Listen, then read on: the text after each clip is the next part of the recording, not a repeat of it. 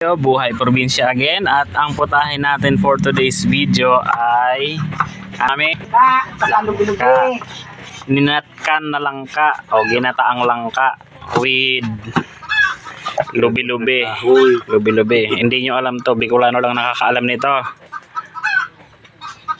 Lubi-lubi ang tawag niyan dito. At meron tayong import galing pa sa bansang disyerto.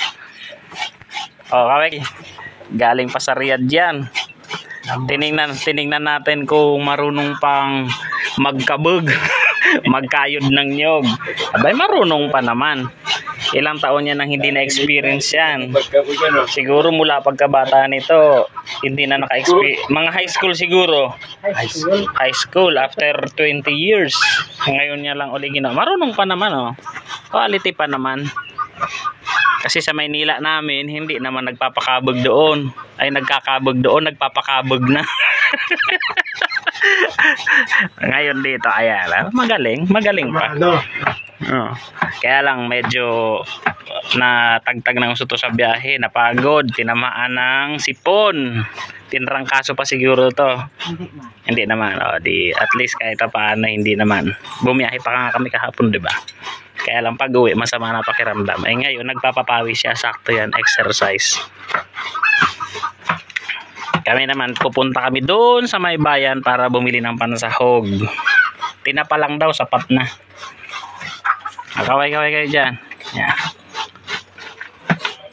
Mamaya ulit tayo sa pagluluto. Tuturuan ko kayo kung paano magluto ng linatkan na langka pati lubi-lubi.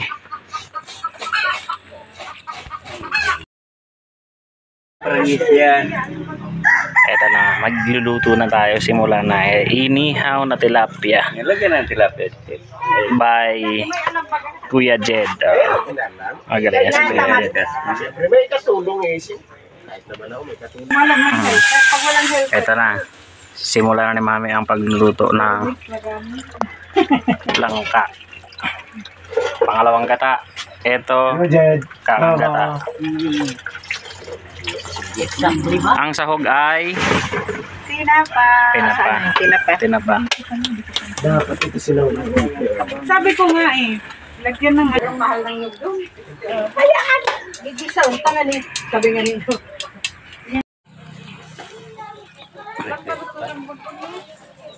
Nakabalik naman sa mga parating siya. Araming manhag siya. Wala na apoy, kapatid.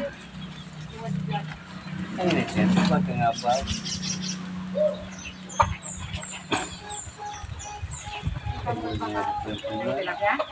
Gusto na papat na may madlis sa Ito nga ni Pragan. wala kayo sinigil, nag-abroad. Ano mga pinupost niya kung nasa abroad? Sabi niya Ganyan lang ano.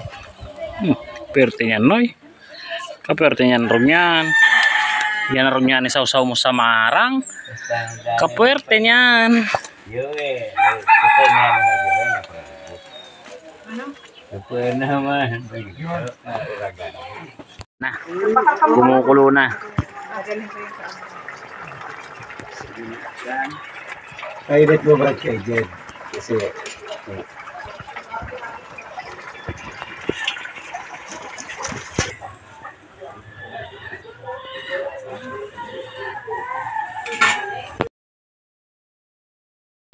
Galing ko yung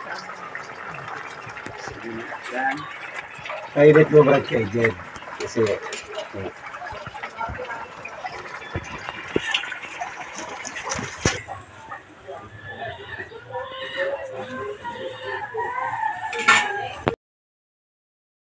Final taste na. Pang final na. Nilagyan na ng sili. Pag nilagyan na ng sili, ibig sabihin, pilis na. Patapos na. Pero yung iniihaw mo isda, hindi pa. Ilan pa ba yan? Last na salang na yan.